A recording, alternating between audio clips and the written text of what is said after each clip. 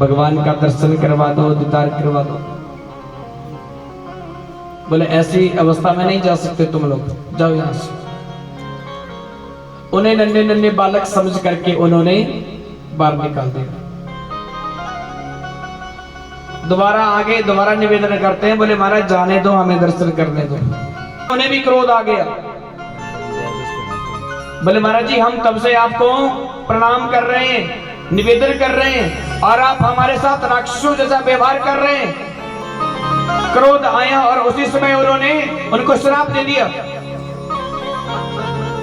बोले 3 बार आपने हमारे साथ ये दुष्कर्म किया है, जाओ 3 जन्मों में तुम राक्षस योनि में जन्म लो।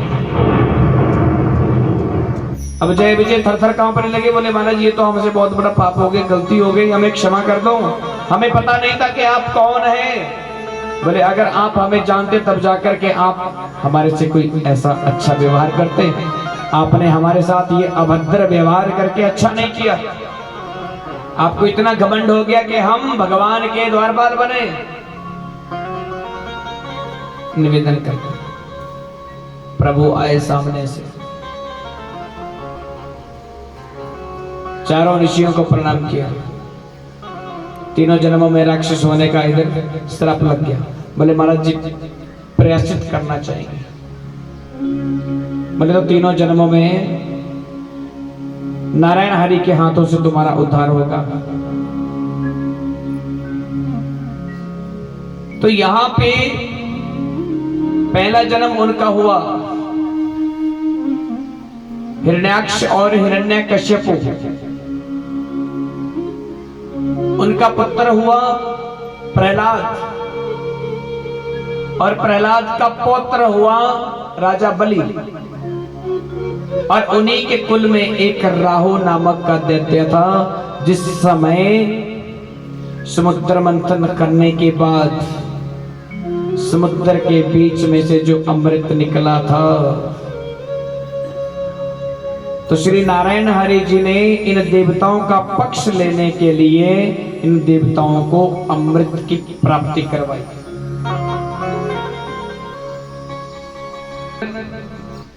उन्हें ज्ञात हो गया कि सूर्य और चंद्रमा के बीच में जो बैठा है ये राहु नामक का दैत्य है। तो उन्होंने अपने सुदर्शन चक्र से अपने उन देवताओं के साथ जो बैठे थे राहु को, उसकी गर्दन को काट दिया। और यहां पे एक और बहुत ही प्यारा प्रसंग भी आता है,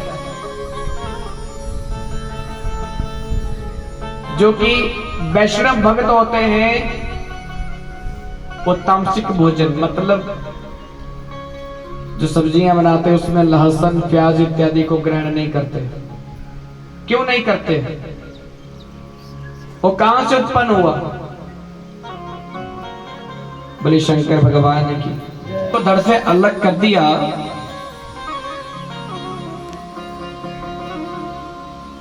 तो उनके कुछ रक्त के धब्बे और कुछ छोटे छोटे मांस के टुकड़े जो थे वो जमीन के ऊपर गिरे। उसी से ये लहसुन और प्याज की उत्पत्ति हुई। तब जाकर के इसको किसी भी वैष्णव प्रसाद में नहीं डाला जाता। और जो ये ग्रहण भी करते हैं ना, तो आपने ये भी देखा होगा कि जब कोई ऐसे दूसरे प्रकार